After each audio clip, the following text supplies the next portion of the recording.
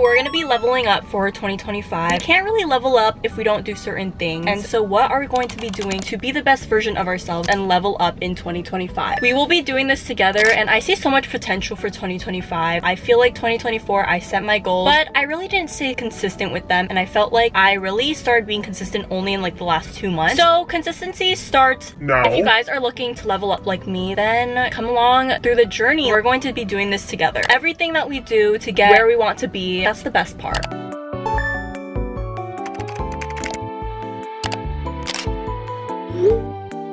So you have to have consistency. This is one of the hardest things ever. I think it's one of the hardest things ever because I still struggle with it. It can be easy to be consistent for like a week and like a few months.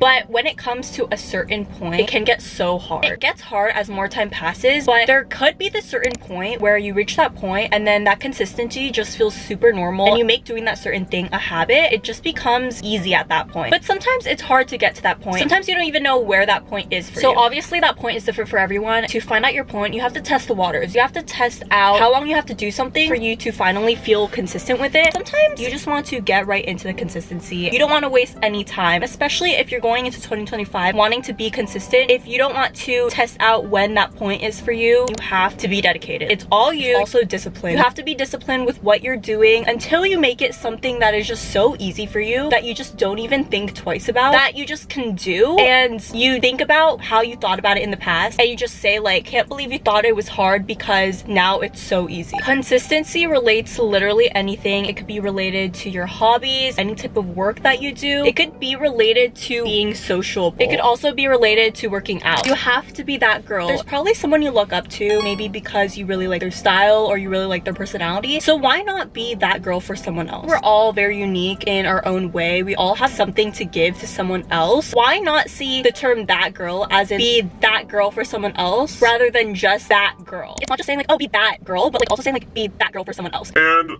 I feel like that didn't even make sense. If you're gonna be that girl, you have to find your iconic style. Even though you think it's basic, just try to find something that is personal to yourself. Maybe it's a certain accessory. Maybe you're really attached to this one purse and you think it's really cute and it just matches your vibe. Or maybe you really like this specific hat. I don't wear hats that often, but I do have this cute hat. I've been wanting to wear it and make it my thing. I want to start waving my hair all the time. Know what clothing looks good on you. I know I love a good halter top. Because it's the winter, you know, I love a good puffer jacket. Also know your angles. Be a baddie. Post those photos on Instagram if you feel like it. And the most attractive thing is just knowing yourself. Knowing what you look good in. Knowing what fits you and what your personality is. And just knowing all about yourself. I feel like that's what makes that girl. If you know that dressing up and getting put together is what makes you feel confident, then go and do that. And just do whatever makes you feel confident, no matter what anyone says. If it makes you feel confident, then that's all that matters. Go get dressed up. Be in your most fashionable clothes possible. Go do some cute hairstyles. Do your makeup. Learn new makeup. I barely do any makeup, but I want to learn how to do makeup and buy cute makeup things. Just try my own style and see what looks good. I'm just super used to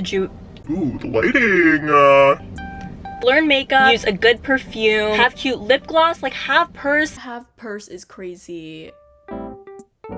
Have a purse, have accessories, and just do you. Do your own style. Have interesting interests. Be that inspiration for someone else. Also, it really doesn't matter what anyone says about you. If you want to rebrand yourself, don't care about what other people think. You're just gonna regret not doing it just because other people were judging you. And you're just gonna be wasting time. You should write 3 things that you're grateful for every day going into 2025. Doing this, make sure that you remember what you have accomplished and what you already have so that you don't let negative emotions ever get to you. It's pretty easy to get like all of those negative thoughts into your head. I've had this happen to me so many times where all of these like negative emotions, sadness, being annoyed, I let it get clouded up in my brain and then it gets released in this puddle of tears. In order to prevent this from happening, you need to write down things that you're grateful for. After a while, you let all those little negative things just build up. Instead, you need to journal it out. You need to make a diary, write it in your Google Docs, start journaling. If you see people journaling and you feel like it's overrated, maybe you haven't tried it before, maybe you have. If you're not journaling yet, like what are you doing? You have to get on it. You need to start journaling in 2025 and you need to start taking more time for your self-care. What other things can help with that self-care aspect?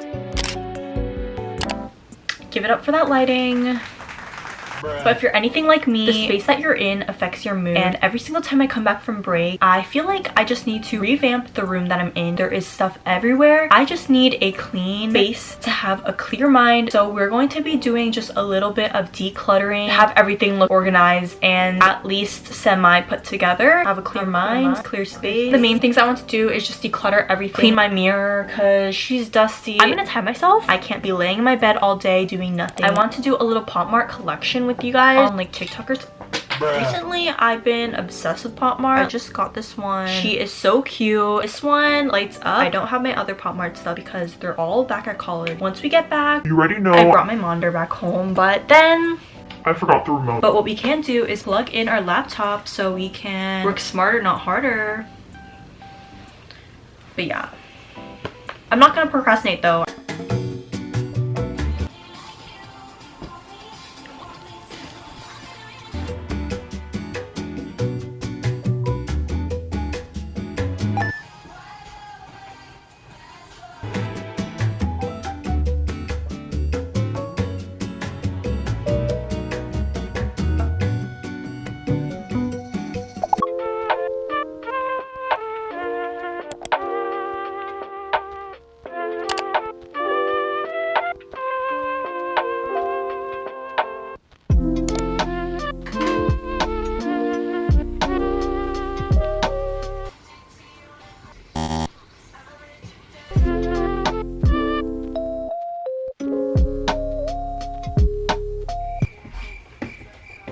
The lighting was like that The whole time.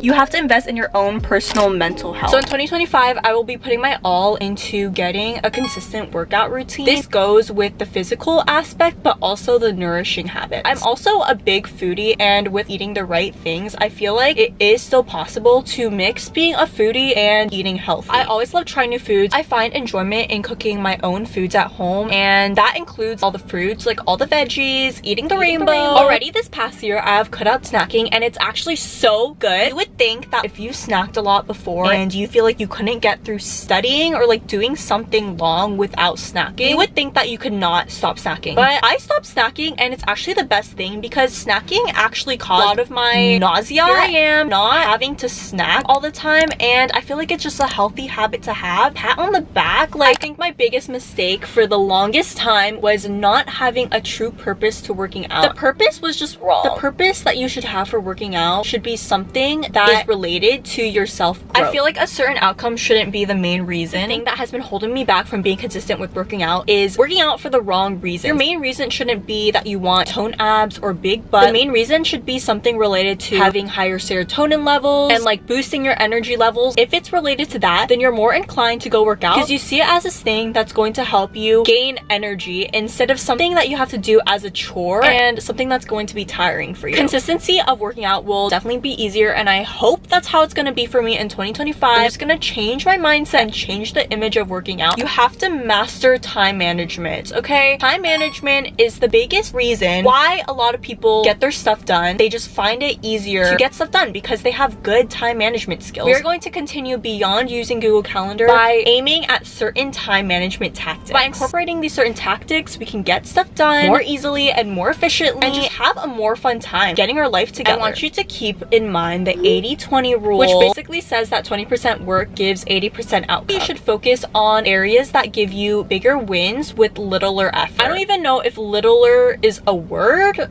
I meant lesser effort. Our goal is to not burn out. Burning out means that your consistency has been ruined. It's just highly impossible to be consistent if you're burnt out. In order to decrease feeling burnt out or avoid feeling burnt out, we need to be incorporating these time management skills. A good one is working smarter, not harder.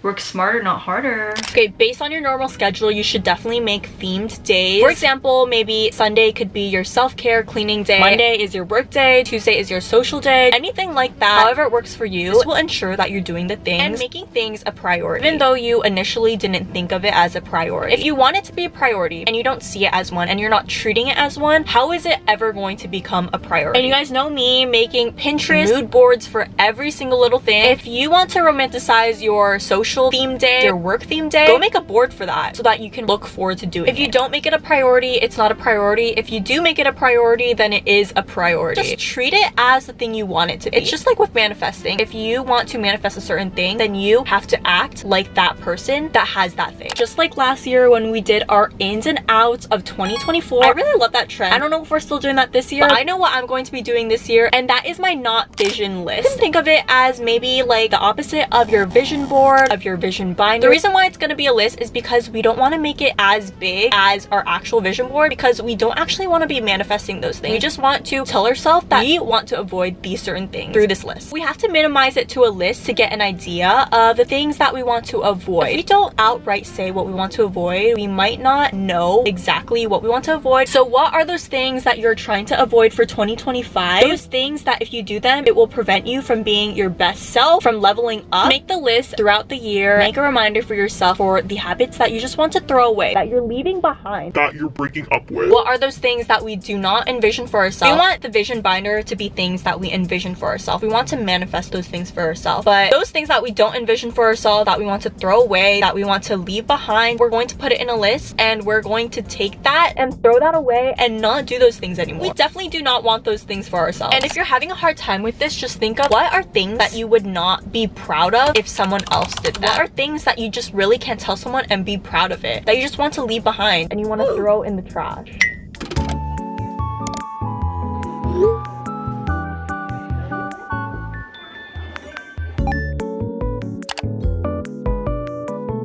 That's a special one. I really hope you guys enjoyed this video. We are going to be having so many self-help videos. I'm going to bring you guys along with my self-help journey throughout this whole year, and I'm so excited for all of the new content that I'm going to be coming out with.